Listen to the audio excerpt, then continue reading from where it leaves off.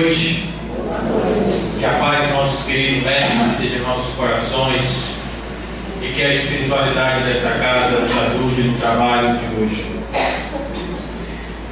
Meus irmãos, essa semana eu refletia sobre o tema de hoje, porque é muito comum ouvirmos falar sobre a vida. A vida já foi falada pelos filósofos, pelos grandes pensadores da humanidade, pelos religiosos, até pelos cientistas, que aliás trabalham o tempo inteiro em favor da vida. Mas quando se fala da vida, a gente precisa fazer uma pergunta: qual é exatamente a vida que nós estamos nos referindo? Porque nós podemos pensar na vida num contexto mais amplo, a vida no contexto biológico, por exemplo, significando a pulsação de movimento, de um ciclo de existência em corpos físicos. Nós podemos pensar também na vida espiritual como sendo um mundo onde os desencarnados vivem. Nós podemos pensar na vida cotidiana com relação às nossas obrigações, à sociedade, ao nosso trabalho, mas existe uma vida que nós pensamos muito pouco: a nossa vida individual, a nossa vida privada, aquilo que nós somos, aquilo que nós damos conta de ser, aquilo que nós tentamos ser. Isso tudo faz parte de uma preocupação que nós não temos. A nossa preocupação é para o lado de fora. Nós estamos preocupados em pagar as contas, nós estamos preocupados em criar os filhos, estamos preocupados em fazer tudo o que a sociedade nos exige. Temos que ter uma profissão, uma educação, temos que ter trabalho, enfim. E nós? Quando é que nós sentamos realmente numa pedra, no momento em que o sol está se pondo, para pensar em nós? Muito pouco. Porque nós fomos instados a pensar que pensar em nós significa egoísmo. O ato de egoísmo significa você pensar em você. Então a gente até se condena quando está pensando em mim. Quando eu estou pensando em mim, eu fico: poxa, mas tanta gente no mundo passando problema e eu aqui pensando em mim. Não, deixa eu cuidar do mundo. E aí, mais uma vez, a gente se afasta e vai viver o mundo que nos chama para viver. Mas uma coisa curiosa que acontece com esta nossa distração é o que Rogério chamava de o sono sem sonhos. É quando o homem dorme vivendo.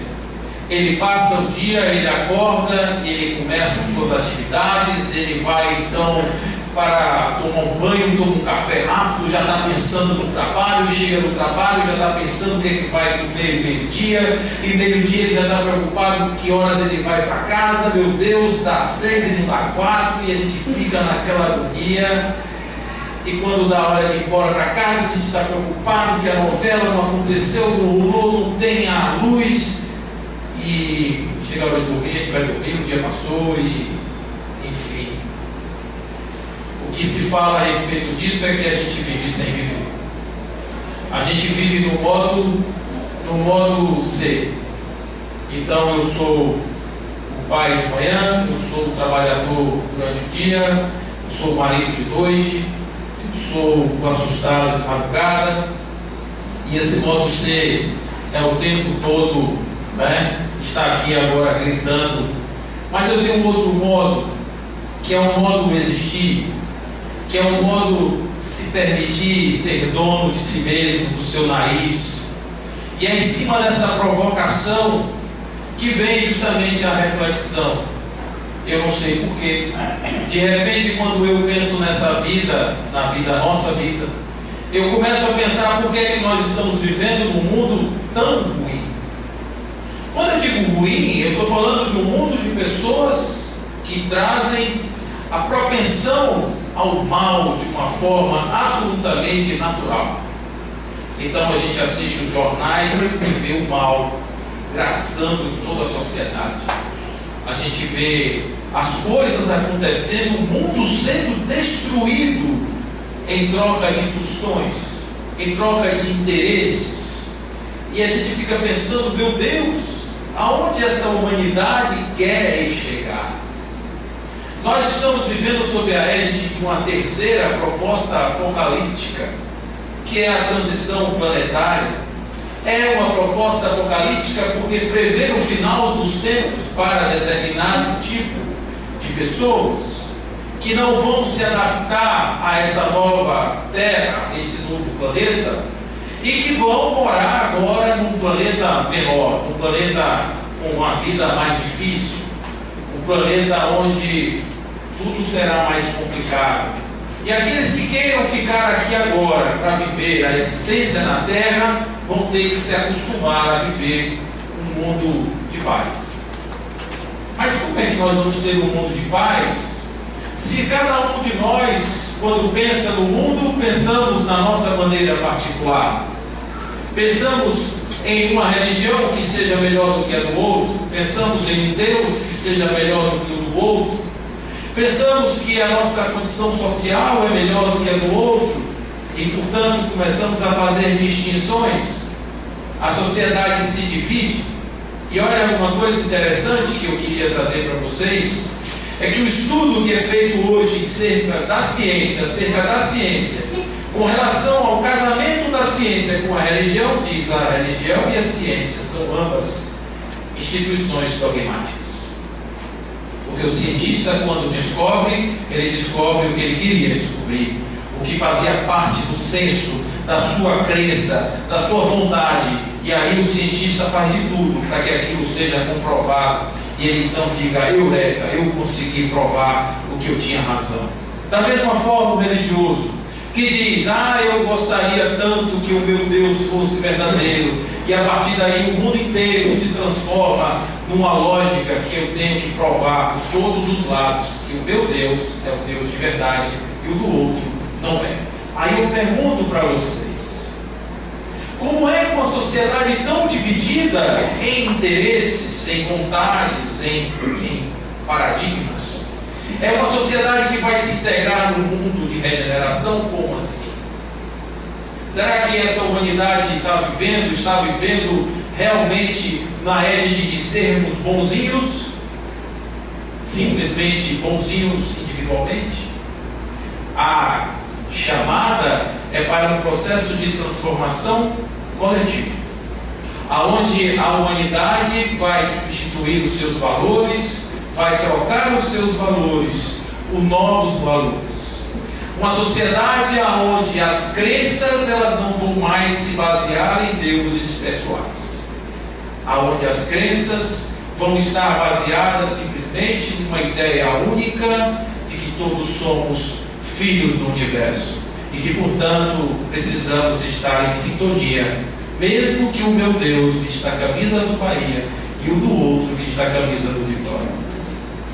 É preciso entender que temos deuses diferentes. É preciso entender que temos momentos diferentes. Temos crenças, temos opiniões, temos vontades. Isso é preciso entender. Mas isso não me faz melhor do que ninguém. Isso não me faz superior a ninguém. Simplesmente isso me faz diferente. Agora, uma diferença que é representativa do meu tempo, da minha condição atual do existir.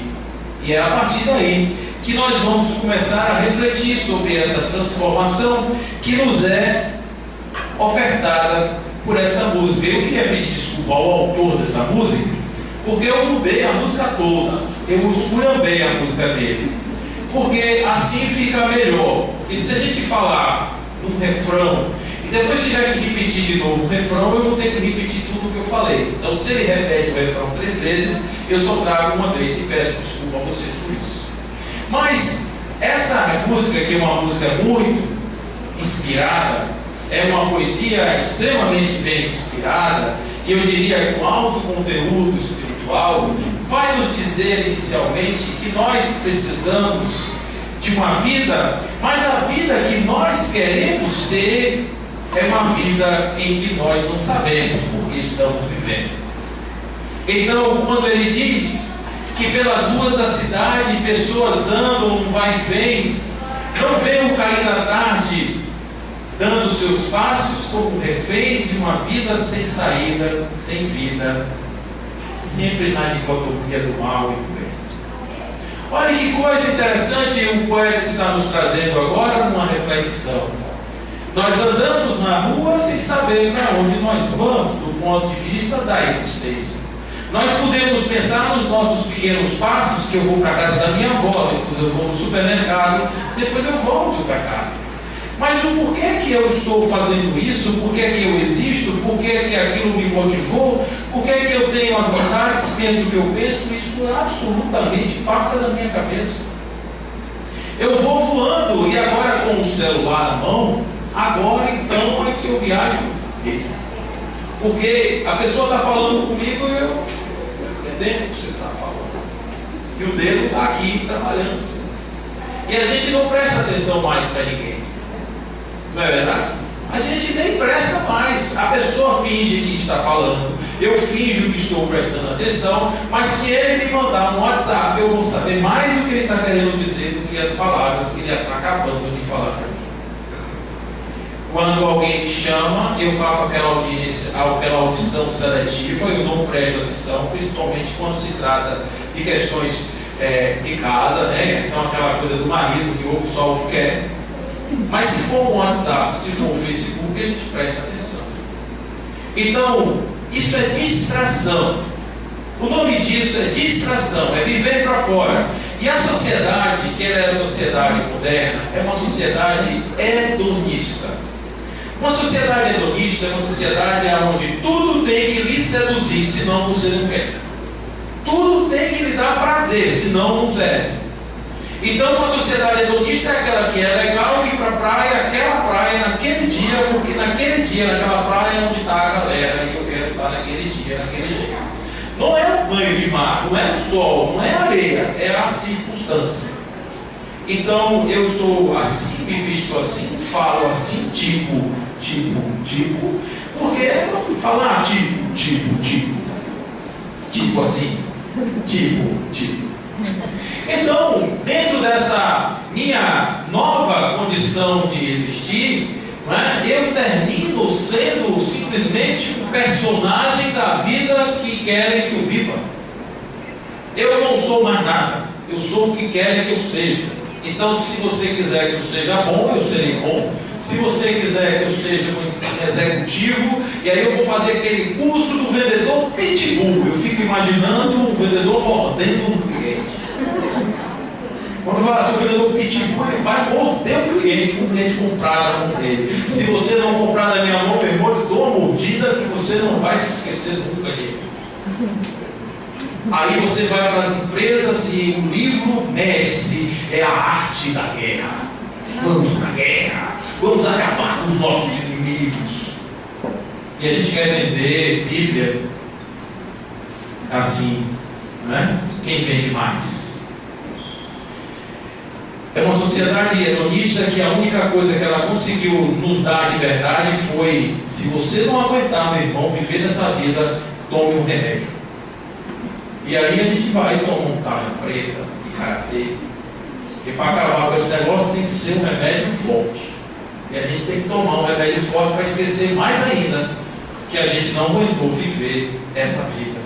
Porque ela é para profissional, ela não é para amador. Quem entrar nessa vida com o coraçãozinho cheio de boa intenção vai tomar a porrada.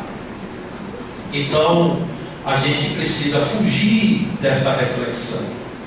Porque vocês imaginam a responsabilidade de dizer não a tudo isso? Quem tem coragem hoje de olhar o sistema, como é que a gente diz, e dizer não? Você vai ter que abrir mão de um monte de coisa. Você vai ganhar um monte de coisa, certamente, que é a proposta. Mas para fazer isso tem que ter coragem. Pietro Baldi diz que o Evangelho ele não consegue ainda atingir grande parte da população, porque o homem tem o sentimento atávico da defesa instintiva. E ele diz: se eu baixar a minha arma, se eu baixar a minha guarda, eu serei um objeto das feras. E ainda estão vivas no corpo. E a gente não tem esse negócio de dar o lado do rosto para tomar uma pomada. Se tomar uma pomada, leva outra na hora. Comigo é assim. E aí a gente vai deixando as coisas que foram passadas, a gente vai deixando para lá. Mas o fato é que quando eu sento na frente da televisão, eu não sonho mais. Eu simplesmente entro num estado de entorpecimento e começo a chorar com a atriz. Eu começo a ver o filme, eu começo a ver as bobagens daquele homem, e eu fico dando uma risada e a vida passou. Eu perdi 3 horas da minha vida sem fazer nada, somente tentando esquecer de mim mesmo. Eu devo ser muito ruim para querer fugir tanto assim de mim, mas é assim que a gente vive. Se você for fazer uma conta, e essa conta não é uma conta empírica, é uma conta científica, nós passamos 20% do tempo do dia prestando atenção em mim e 80% do dia dormindo, sono sem sonhos. Sabe o que acontece? 50 anos na minha vida vão ser equivalentes a 6 anos e 7 meses de vida. Só fazer a conta. 6 anos e 7 meses para uma pessoa que viveu 50. Agora você imagina isso do ponto de vista espiritual. Olha, tu vai na terra, vai ter lá, criar filho, neto, bisneto, construir uma obra, vai se transformar, acabar com o egoísmo, acabar com a vaidade, vai viver 50 anos, aí você joga 44 anos fora para viver somente 6 e depois, quando está perto do isso não deu tempo, passou tão rápido. Essa é a condição. E isso que eu estou falando para vocês não é uma tese, é uma constatação que inclusive existem estudos hoje seríssimos sobre esse assunto. O que é que o homem precisa para prestar atenção e ser um ser consciente, como diz Joana? Nós nos tornarmos seres conscientes da nossa vida, dos nossos atos. Quando eu for fazer alguma coisa, eu fazer a minha ponderação do homem de bem. O que eu fiz, o que eu deixei de fazer, a minha transformação, a minha reforma íntima, qualquer coisa que a gente queira fazer de transformação, tem que ter o processo da consciência e da atenção em tempo integral. Então, quando eu estou andando aí com a cara para cima, sem saber, pelos becos desses parques, pelos bares, pelos lugares que ninguém vê, ninguém se toca sem perceber. Então a gente está andando, a gente está frequentando os lugares, mas no fundo, você é rodeado de pessoas que você não pode chamar de amigos. Você é rodeado de ideias que você não pode dizer que são suas. Então, o que é que nós estamos realmente fazendo? O preço é esse, o ingresso eu já paguei, a sociedade é assim, o ingresso da minha vida, o teatro, a peça é essa, e eu sou só mais um personagem. Se vocês pegarem da história do Espiritismo, as primeiras manifestações, vocês vão ver que a materialização era uma coisa que acontecia muito frequentemente. E é uma cena que eu acho que ela é reveladora dos processos paranormais. Você vê os fluidos, saindo pelo nariz, pela orelha, pela boca, do médium, por todos os poros, ele jogando aqueles fluidos e aqueles fluidos se materializando, criando uma forma que é capaz de se comunicar, que tem inclusive a possibilidade de ter uma pressão arterial medida, como é o caso de Kate King, como é o caso de outros processos de materialização feitos por Peixotinho, feitos por outros médicos. Então você vai ver que hoje você não acha mais isso nas casas espíritas. Por quê? Será que o Mar Vermelho só dividia lá, na época da fuga do Egito? Ou então na Record, agora, na outra noite?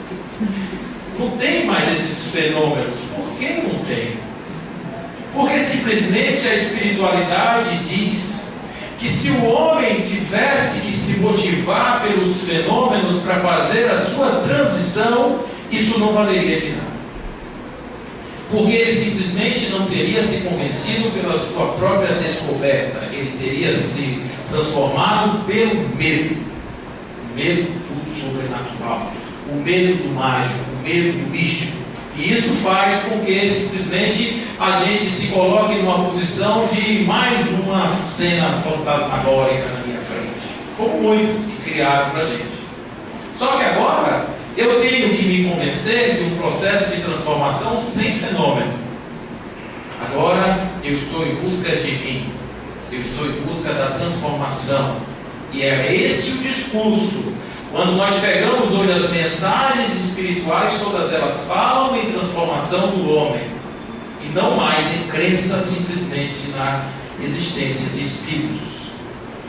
Se espera que a humanidade, de uma altura dessa do campeonato, já tenha discernimento e informação suficiente para saber que isso existe, que isso é fato, e que não adianta a gente ficar buscando mais fenômenos. Temos agora que nos convencer de que enquanto nós não prestarmos atenção nas nossas vidas, enquanto não estivermos atentos a coisas que acontecem na minha existência, enquanto eu não for o piloto do meu barco, eu não consigo fazer a travessia do rio da minha existência. Mas no meio desse meio todo, existem pessoas que querem se transformar. Aqui. Um exemplo, um microcosmo. Nós estamos querendo uma esperança de sobreviver. Mas como assim sobreviver? Sobreviver na vida depois da vida. Todo mundo quer isso. O ideal seria que nós tivéssemos vida eterna aqui, na carne. Seria um mundo perfeito, sem doença, sem nada. Outro dia nós fizemos uma construção de uma realidade dessa. Vocês já imaginaram uma sociedade onde ninguém morresse? Nós teríamos hoje por volta aí de uns 100 bilhões de pessoas sobre a face da Terra. Nós teríamos que agora disputar o lugar onde botar o pé. Feijão não se comeria mais. Teria que ser alguma coisa assim, um encanamento. Passava geralmente comida e tinha um tubinho assim na minha boca. Então, não teria doença, não teria cidade, não teria transporte, não teria nada. Então, simplesmente porque se tirou a possibilidade da renovação, da destruição e do progresso. O progresso está aí e nós temos que estar ligados a ele.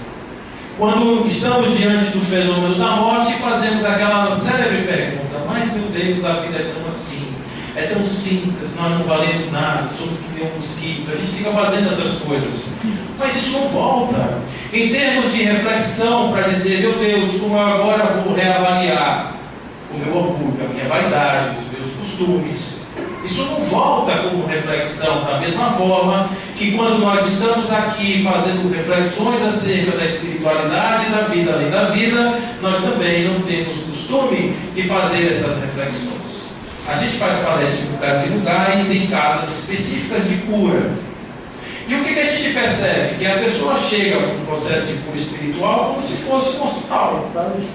A pessoa chega com o celular, senta, fica navegando, a pessoa conversa, a pessoa fica agoniada, querendo ser atendida rapidamente, a pessoa fica: meu Deus, mas esse médico demora, esse médico demora. E é uma coisa, terminou, vai embora. Tomou o remédio, vai embora. Então, é a mesma visão, agora voltada para a ideia da salvação. E a ideia da salvação que sempre esteve em nossa cabeça é: eu preciso me livrar dos meus problemas.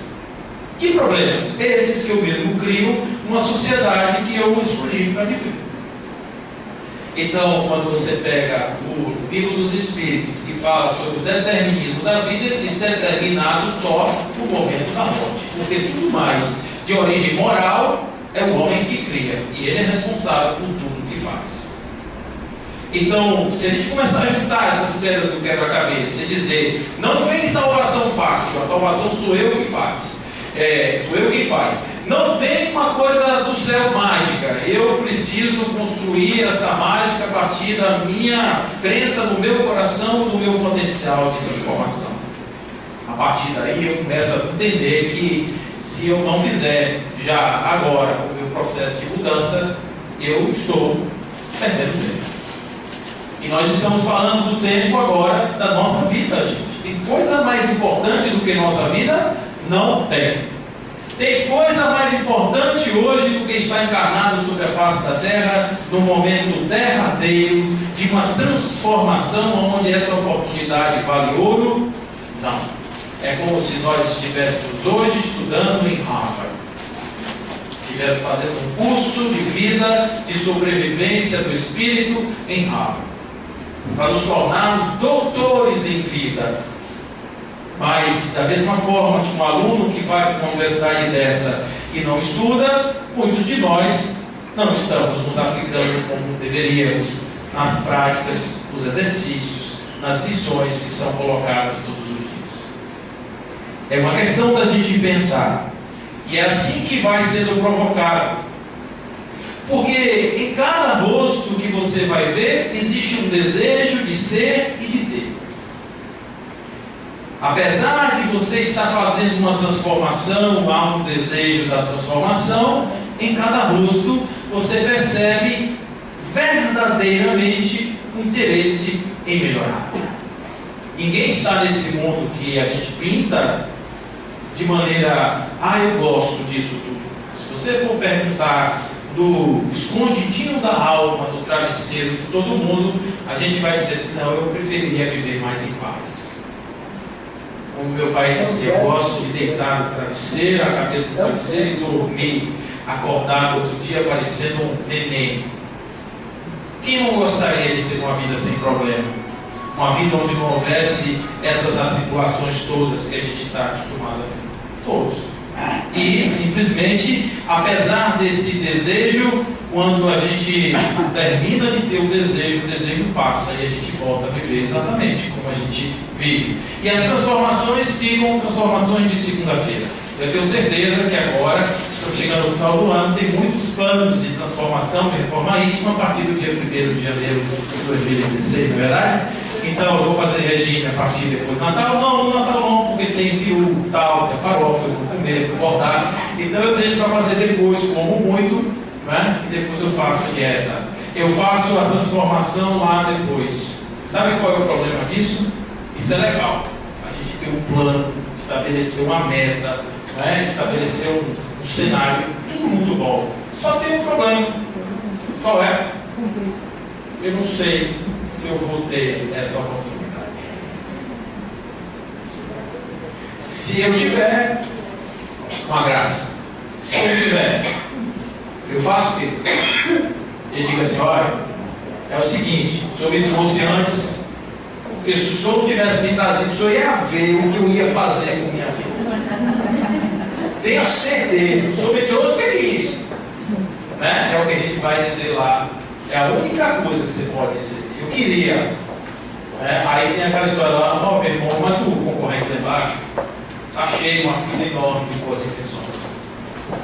Então a gente tem que pensar nesse mundo, e quando a gente pensa nesse mundo, a gente tem que apressar o passo da transformação. A nossa transformação. Se você tiver 7 bilhões de pessoas na face da Terra, você só muda o planeta quando 7 bilhões de pessoas pensarem diferente. Quando 7 bilhões de pessoas acabarem com as distinções religiosas, acabarem com essa coisa de não aceitar, com intolerância, de não aceitar o outro, de não aceitar, de enxergar o outro como aquele caracterizado pela roupa que veste, pelo carro que tem, pela casa que mora. Se nós não mudarmos nossa percepção sobre nós mesmos, o que é o ódio? O ódio, eu vou dizer a vocês, é uma transformação de um sentimento primário chamado ira, que vem do medo, que vem da necessidade de sobrevivência na selva. Quem aqui mora na selva? Na selva da vida, mas aquela selva que tem cobra, que tem urso, que tem... não tem mais isso. Mas os nossos instrumentos estão aí vivos, vivíssimos.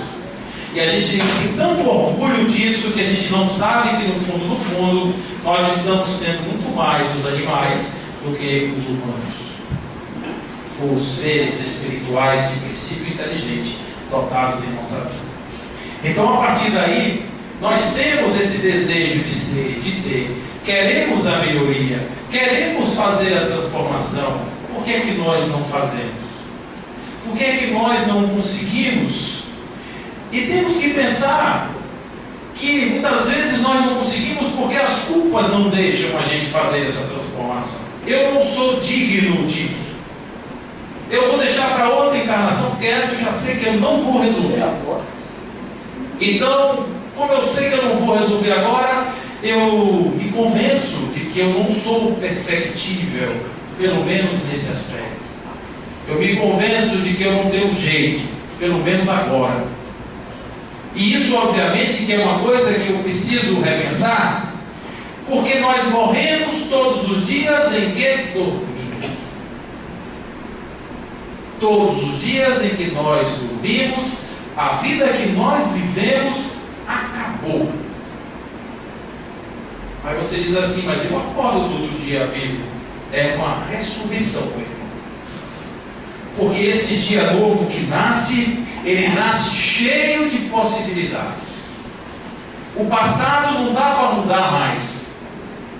O passado é impossível se tocar, e por isso os gregos diziam: o passado não existe.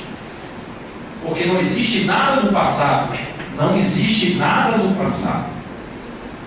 O passado é uma impossibilidade real de existir. Você sabe onde existe o passado? O único lugar que existe o passado? Em nossas cabeças, em nossas mentes. Fisicamente, como a gente está vendo aqui, o que a gente chama de presente, não existe. Então, a vida passada, se eu errei, beleza. Se eu acertei, maravilha. Se eu fui bom, bacana. Se eu fui ruim, tá bom também. Agora o sol nasceu. Eu acordei e posso ser diferente. Quem é que me obriga a ser igual àquele outro que eu vivi até ontem? Ninguém, gente. Só eu mesmo, com as minhas convicções, com os meus desejos, com as minhas vontades, os meus equívocos, é que fazem com que eu fique vivendo ainda o hoje como se eu estivesse vivendo o ontem. Por que é que eu não vivo o outro hoje? Eu não vivo o outro hoje porque eu não estou prestando atenção ao que eu estou fazendo. Se eu tivesse ligadaço na minha vida, eu fiz um monte de besteira ontem, reconheci, hoje eu não preciso mais fazer igual. Eu posso mudar. Porque o novo dia, a cada dia, um novo ser. É possível? Claro que é. Porque o homem é dono do seu destino, ele tem livre-arbítrio, ele tem inteligência, ele tem princípio inteligente, é um espírito com E maiúsculo. Se ele não conseguir se transformar, então isso não vai ter nada. É um chamamento, viu, gente? Nós estamos na hora de começarmos a pensar que somos os responsáveis por tudo que acontece no mundo. Ah, mas é lá no Oriente Médio, mas eu sou responsável, sabe por quê? Porque a minha mente ressonante está contribuindo com as formas que estão nutrindo aquele pensamento radical que está vigindo lá. Porque no fundo, eu posso não ser radical da religião, mas sou radical de outras coisas. O radica em mim as origens aonde eu me prendo para simplesmente defender com unhas e dentes coisas que eu sei que amanhã podem não existir nunca mais. Então, eu preciso mudar a mim, e essa ressonância que vai acontecendo nas cabeças boas que se juntam, nos bons ideais de transformação, e volto a dizer, não tem nada a ver com religião. Você pode ser a religião que você quiser ser, contanto que na sua cabeça e no seu coração vibrem os mesmos ideais de construção de um mundo melhor, de paz, de amorosidade, de caridade, de irmandade. Quer dizer que se eu encontrar um irmão ali, evangélico, na rua, fazendo pão, entregando, pegando, curando ferida, eu vou dizer, não, porque ele é evangélico. Isso não vale. Essa caridade não vale. Vale todo tipo de transformação, todo tipo de amor, vale a pena, pegando aqui a ponta de outra música. Então a gente precisa entender isso, Que se eu quiser pensar assim, porque assim é mais fácil para mim, beleza. Mas o outro talvez tenha mais facilidade de pensar de outro jeito. E é por isso que nós estamos aqui juntos. Porque o mundo que nós vamos viver é um mundo só. Um mundo só, sem fronteiras. É um mundo só, onde as línguas vão ser simplesmente meros detalhes.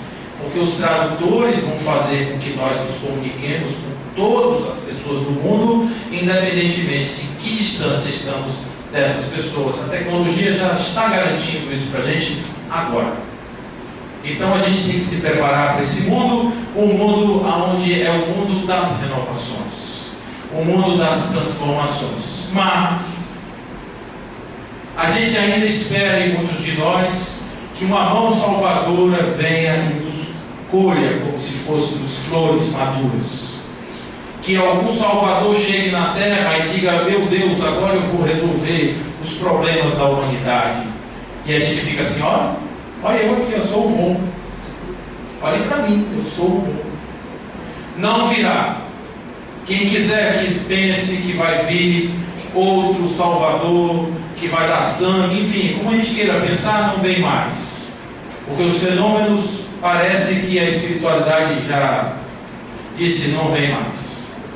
O que é que vem agora e pode vir? Pode vir um Papa Francisco para dizer àquele monte de gente enfeitada que não precisa se enfeitar tanto para falar de Jesus, que é preciso pegar na mão das pessoas, que é preciso tratar o outro como gente, como seres humanos iguais. Então vem Irmã Dulce, vai vir Madres Teresas, vai ouvir Terá de Chardin e outros homens mais que vão trazer mensagens grandes para a humanidade. E a gente precisa prestar atenção, porque esse fenômeno mágico da salvação através de um avatar divino talvez não chegue. E não será nunca salvação, porque se alguém chegar e me colher nas suas asas, não fui eu que me elevei, foi alguém que me elevou. E a transformação da alma só é completa quando ela tem autonomia do processo de decisão, senão não valeria de nada o livre-arbítrio. Ele existe para isso, para nos dar capacidade, conhecimento, consciência das nossas próprias ações. Portanto, não é preciso nenhuma verdade nova, é o que diz a música, nenhuma aventura para encontrar nas luzes que se acendem um brilho eterno. As luzes que se acendem são luzes que piscam e iluminam o caminho para que nós possamos trilhar a nossa própria estrada. Então, essa verdade nova que vai surgir como uma nova proposta da humanidade, ela já existe. E essa proposta é: somos todos vindos da nascente divina, somos todos espíritos e estamos aqui para nos tornarmos anjos a partir das nossas transformações individuais. Observe que Kardec, quando traz isso, ele não traz como proposta religiosa, porque doutrina espírita não é religião. Então não é religião. Não existe dogma, não existe necessidade de adoração. Vocês não estão vendo aqui nenhuma imagem, né? Vocês não estão vendo nada que possa relevar ou levar a uma adoração. A única coisa que nós temos aqui, que são os objetos dignos dessa admiração e louvor dos seres capazes de nos elevar, somos nós todos. Portanto, uma casa espírita é um centro de louvor a todas as pessoas que nela habitam. E é assim que nós vamos começar a construir uma realidade, independentemente de crenças. Quando pergunta: a religião do futuro é o Espiritismo? Não. O Espiritismo talvez seja o futuro das religiões, onde se acabem com essas distinções ideológicas e se passe simplesmente a crer em uma verdade onde o amor, o sentimento único e que une todos os pensamentos transcendentais, religiosos, filosóficos, o amor, ele será, portanto, a bola que vai unir toda a humanidade, todas as pessoas, umas às outras. Então eu posso ir para onde? Eu posso ir simplesmente no que eu já tenho. Essa é a frase mais linda dessa música. Ele diz o seguinte: e dar as mãos e dar de si além do próprio gesto. Quem pensa que caridade e ser bonzinho é parecer bonzinho, esqueça. Caridade não é dar. Caridade é entregar-se. Porque quando você está fazendo a caridade, você está se igualando ao outro, na percepção do outro, na igualdade do outro. Portanto, caridade é entrega. Entrega de si. É por isso que o perdão, que é um pressuposto da caridade, perdoar significa doar-se por inteiro. A palavra perdoar é doar-se por inteiro. Então é perdão, benevolência e indulgência. O nome disso é caridade. Então, se a gente começa a ir além do próprio gesto, o que é ir além do próprio gesto? É se eu encontrar um caído, eu caio junto com ele para que ele suba comigo de volta. Se eu tiver realmente que entregar a minha vida a alguém, que seja feito com o coração sem exigir nada de volta. Porque a pior coisa que tem é quando eu amo alguém que precisa me amar. Então eu te amo, você me ama, e se você não me amar, eu não gosto de você, você é ingrato, você é isso, você é aquilo, né? A gente bota na balança, eu te dei 10 quilos de amor, você só me deu 950 gramas, está me devendo 9 quilos e 100 gramas de amor. Quando você... É assim? Que a gente faz? Então, isso não é amor, isso é escambo, troca sentimental e está longe de ser amor. Ir além do próprio gesto é simplesmente dizer, não é isso, é isso. Não é dar simplesmente o pão, é me reconhecer como meu irmão. É você saber que você é importante para mim. Saber que você faz parte da minha vida, assim como eu faço parte da sua vida, e nós dois juntos fazemos parte do mesmo planeta, do mesmo universo, somos criaturas do mesmo Criador. Isso aí é a lei do próprio gesto. E é o convite, ir dar as mãos e ir além do próprio gesto. Um amor absolutamente entrega. E ter vontade de ser aos outros sem medida. Só completa a outra frase. Simplesmente sem medida, sem ter conta, sem fazer conta. É simplesmente uma coisa de estar agora entregue. Eu não vou mais ficar pensando se vou tomar a palmada do lado direito, a face do lado esquerdo. Eu não vou mais querer ser amado porque amo. Eu vou amar porque é de mim amar. Eu vou fazer porque é de mim fazer. Dê o que der. Não estou nem aí. Porque quem me ampara? Quem me ampara é a certeza de que eu estou no caminho certo. De que eu estou me libertando e que, portanto, eu serei melhor se eu fizer dessa forma e não vivendo lá com o Rivotril me apoiando. Então eu vou viver realmente em cima quando eu me entregar de cabeça na vida e dizer, vida, me receba, porque agora eu vou pular em cima de você com toda a vontade do mundo em cada segundo da minha existência. Vocês já se pensaram fazendo assim? Vocês vão chegar em casa amanhã energizado desse jeito, eu vou dizer, eita que o povo endoidou. Porque tem esse, o sistema não deixa. Se você chegar no trabalho agora cheio de energia, diferente de como você fez hoje, amanhã, vão dizer assim, vem cá, tomou o quê? Fez o que assim? Eu acho que fulano endoidou. Dá um psiquiatra para ele. E não é isso não, gente. Ser diferente, com vontade, com alegria, vence qualquer obstáculo. Então você pode ser diferente no primeiro dia, no segundo, no terceiro, no quarto, no quinto, no sexto, no 10º, você é exemplo. Aí quem está do seu lado vai dizer, eu quero ser assim. E vai atrás. Tem uns amigos que dizem assim, a gente depois que vira espírita, parece que o povo adivinha, vem tudo pedir conselho, né? Porque para quem fica com ele olho assim, de peixe morto, aí o pessoal diz, aquele é bom, se eu vou lá, vou pedir um conselho. Né? Então, fechando essa questão da transformação com a chave do amor. Porque o amor é descobrir feliz que o amor esconde outro universo.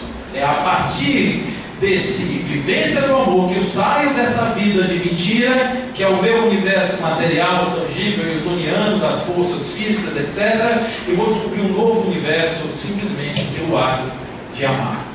Amar, que o mundo vira de perspectiva, muda tudo. As pessoas não são mais as mesmas, as coisas não são mais iguais, tudo muda. Simplesmente porque agora eu tenho uma nova existência, eu agora consigo viver sob a égide do amor. E para que fazer isso?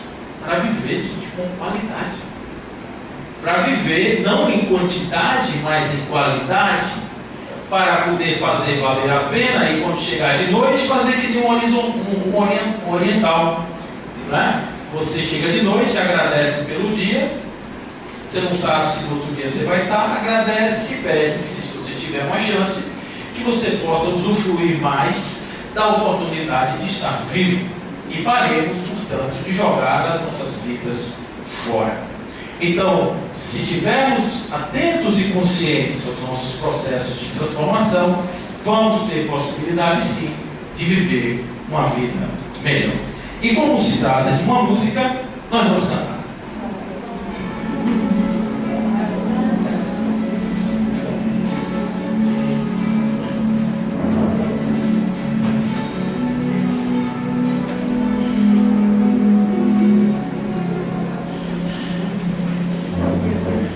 Pelas ruas da cidade, pessoas andam com vai e vem. Não vê cair da tarde, vamos seus passos como reféns de uma vida sem saída, vida sem vida, mal ou bem. Pelos campos desses parques, ninguém se toca sem perceber que onde o sol se esconde, o horizonte tenta dizer que há sempre um novo dia a cada dia e cada ser. Não é preciso uma verdade nova, uma aventura para encontrar nas luzes que se acendem um brilho eterno e dar as mãos e dar de si além do próprio gesto e descobrir feliz que o amor esconde outro universo.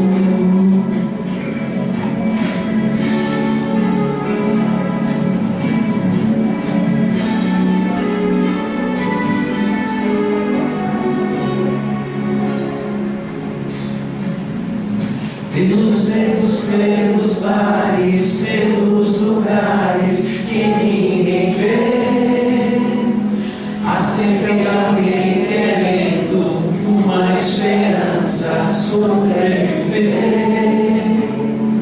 Cada rosto é um espelho de um desejo de ser, de ter.